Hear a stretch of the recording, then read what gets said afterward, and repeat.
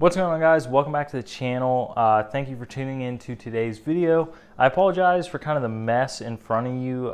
Filming a lot of videos right now, but I just got done filming the Safariland Scout Light Mount overview. So if you missed that, I'll leave a link down below and a card up in the corner for you guys to check out. So today's video is going to be going over the Safariland 6354DO and the 6390 RDS. And you're probably telling yourself, you've already made a couple videos on those.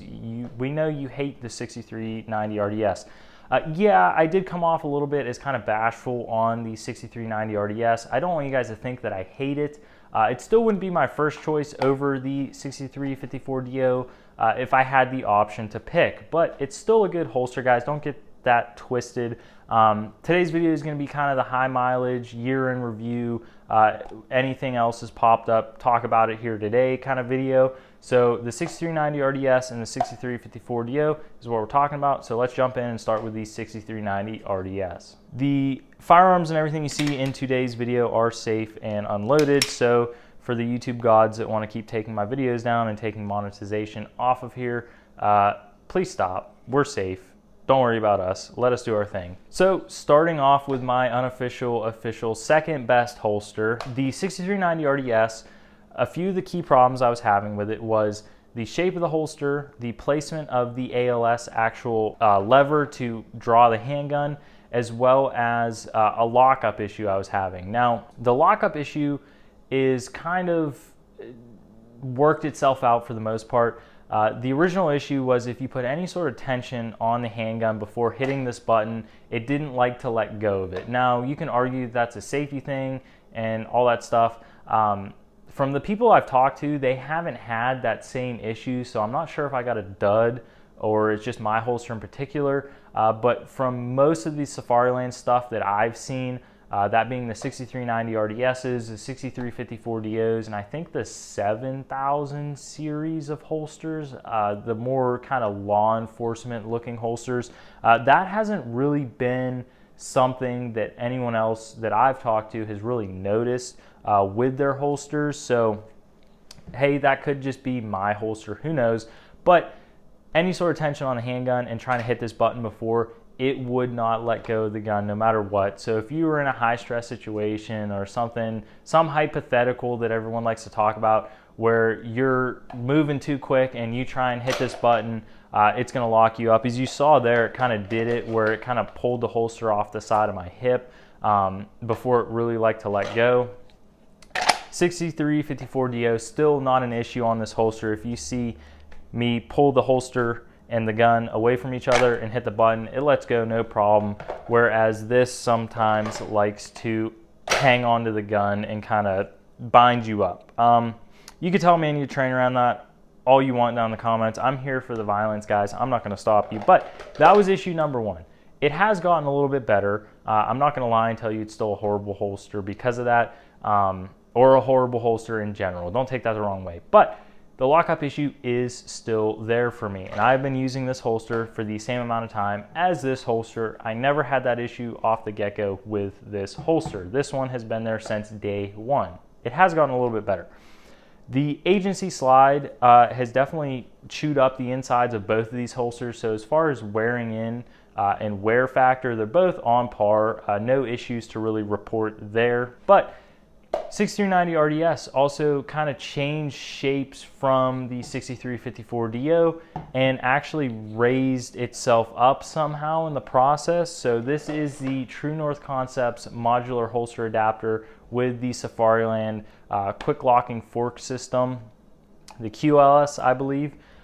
Everything between the holsters is going to stay the same. So if I turn to the side here, as you can see, the 6390 RDS actually sits with the grip of my Glock 17 here above my belt line, so it's kind of raised itself up. And if I take this off and switch it to the 6354DO, no funny stuff, nothing's changed. Put this on, as you can see here, it sits below my belt line. Where I was having a problem with this over this, for me personally, is just based off my build and being 6 foot tall and about as big around as a 2x4. I had to really kind of overextend my arm up and away from the holster to get it to actually kind of not clash into the front of the holster when I'm swinging it up to present. The 6354DO, since it sits lower, that's never really been an issue. You could just tell me I need to get more flexible down in the comments. But if I switch this back over to the 6390 RDS here, you can see that I have to come up a considerably higher amount to actually clear the front of the holster and all that good stuff. So that could be more of a personal thing for me, and you guys might not really have that issue, but you can clearly see the height difference in the two holsters. That's kind of my main point, where nothing changed on my belt and my mounting system and the actual overall height difference. I'm not sure if that really came across as clear in the older videos, so let me know down below on that. But the other thing I was having a problem with is the actual ALS locking system, the placement of the actual button you depress to draw the handgun. So not the lockup issue I talked about earlier, but the actual location of the button. So if I take this out here and you guys take a look here, you can see when I stick my hand where I'm going to draw out of the holster, my thumb has to come up over the back strap onto the frame of the handgun. That's not really an issue because when you actually draw, your thumb drops down into a more comfortable position. My issue is with having to do that and reach over the handgun, over the back of the handgun, excuse me, to hit this button to actually get it to depress was my issue. So I got the nub mod to kind of see how I liked it, and I ended up hating it on the 6354DO. I didn't like the way it felt. I didn't like the way it worked for me. So I put it on the 6390 RDS because I didn't want to just get rid of it. And I actually found it made it a whole lot easier for me to actually hit the button on the back here. If you guys remember in one of those videos, I did mention that it was hard for me to kind of wrap my thumb around the back of the handgun and hit that button down all the way to actually get it to release the handgun out of the holster. So with the addition of the nub mod, I gained a little bit of kind of meat on the back, making this button a little bit taller as well as wider. So that significantly improved the issue I was having with kind of the difference in placement between the two buttons. So that's pretty much everything, guys. I don't want to make this video super long as I fail to get that holster back on my belt. I don't want to make this video super long, guys. Thank you so much for watching.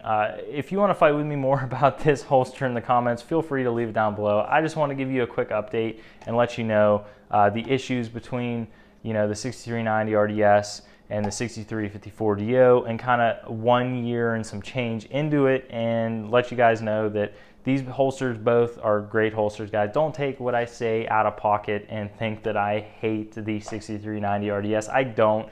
I know it seems that way in the old videos, but I'm rambling on. Thank you guys for watching. Consider liking and subscribing, all that good stuff, and I'll catch you in the next one.